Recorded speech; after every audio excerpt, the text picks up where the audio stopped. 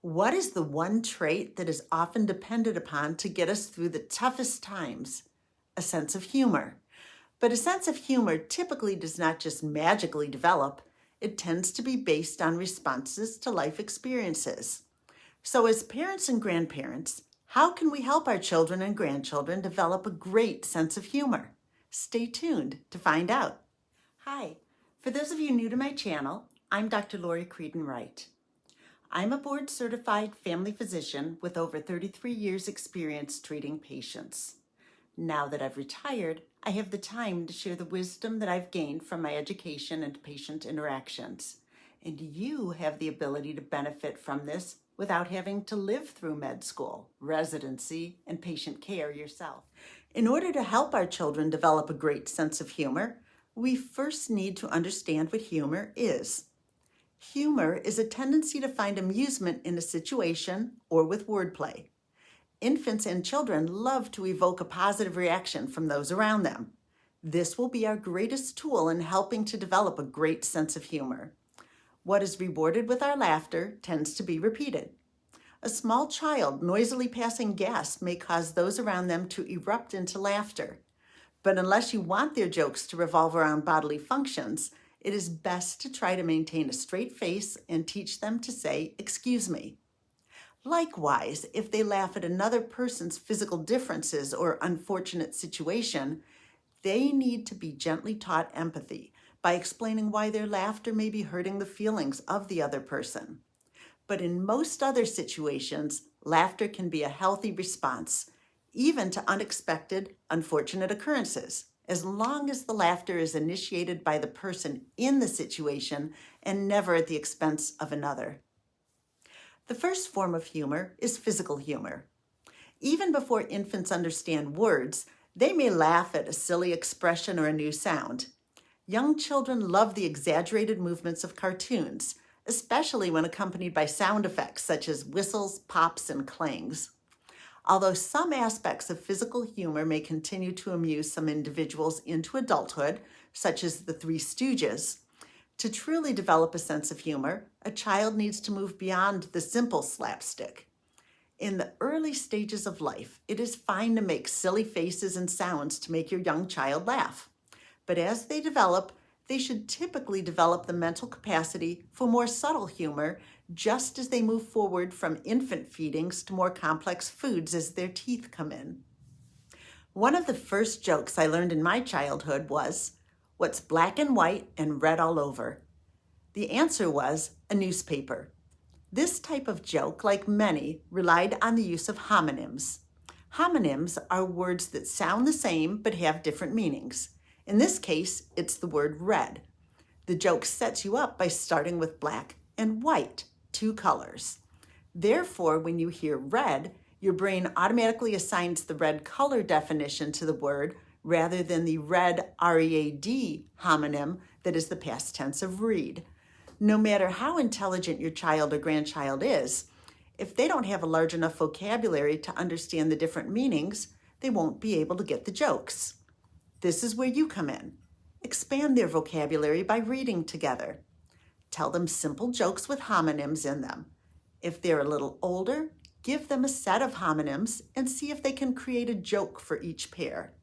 Make it a daily game to see who can make the funniest joke from a given pair of words. Stretch their brains by analyzing some jokes, such as, "Why are movie stars so cool?" Answer, "Because they have so many fans." This simple joke has two sets of homonyms in it. Cool to mean trendy or desirable versus cool the temperature, as well as fans, meaning they're followers, as well as fans, the mechanical devices for moving the air and decreasing the temperature. Have fun together. Puns are a form of wordplay that use words with identical or similar sounds with different meanings. Homonyms can be used in puns, but so can words that only sound similar, such as, "Why did the banana go to the doctor?" Answer, "Because he was not peeling well." With this pun, your child would recognize peeling as sounding similar to feeling. While some people love puns, others do not. As children are expanding their vocabulary, though, Most delight in getting the joke that was intended in a pun. Expanding the vocabulary of your child or grandchild through reading, jokes, and games can again increase their ability to find humor in a situation. Situational humor involves finding amusement in a situation that typically might cause anger, frustration, or sadness. This advanced type of humor usually endears the person who exhibits it to those around them. For example, imagine that you've laid out 2 outfits for a job interview. As you debate which one would work best, your toddler comes running into the room, clutching their juice box. They trip, squeezing their juice box as they struggle to regain their balance, squirting bright red juice all over one of your outfits. At this point, you could either react with anger or with humor.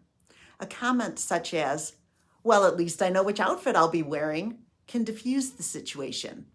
Reacting with anger would not reverse what had just occurred, and recognizing the humor in the situation can actually remove some of the sting from an unfortunate situation. Some of our worst moments create some of our best stories. Another form of humor is self-deprecation. This is when you make a joke at your own expense. An example of this was illustrated in the 1987 film Roxanne, in which Steve Martin plays Charlie, a modern Cyrano de Bergerac. In the movie, a bully calls him Big Nose. Instead of becoming upset, Charlie laughs that was the best insult the bully could come up with and proceeds to give 20 examples of funnier jokes about his large nose, ranging from, "Excuse me, but is that your nose or did a bus park on your face?" to, "Would you mind not bobbing your head? The orchestra keeps changing tempo." To, "Everybody take cover, she's going to blow." And, "When you stop and smell the flowers, are they afraid?" A little self-deprecating humor can go a long way, but in the right situation, it can alleviate tension and lighten the mood. There's an enormous difference between laughing at someone else and laughing at yourself. Even when discussing examples with your children or grandchildren, you should never use them or others as examples.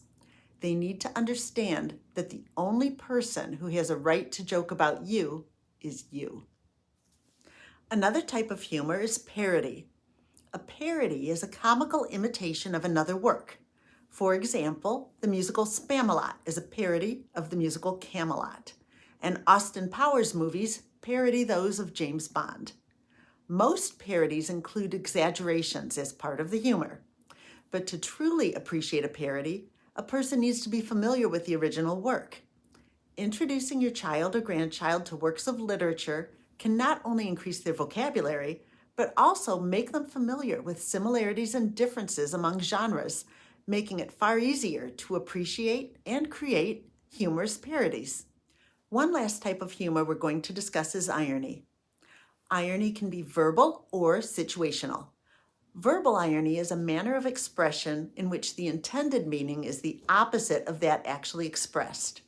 For example, you may have put off a picnic for a day because the original date was supposed to be rainy, but the day after was supposed to be sunny and pleasant.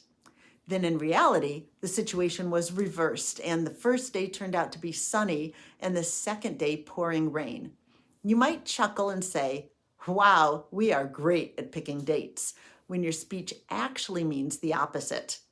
Situational irony involves actions having the opposite of the intended effect. The previous example also had situational irony since moving the date of the picnic caused it to be scheduled on a rainy day.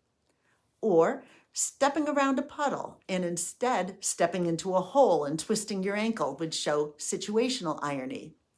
This also illustrates that not all irony is humorous, although some people may still find humor in that situation, especially if the ankle sprain were mild. Seeing parents or grandparents respond to unfortunate situations with humor and grace can help a child develop that ability themselves.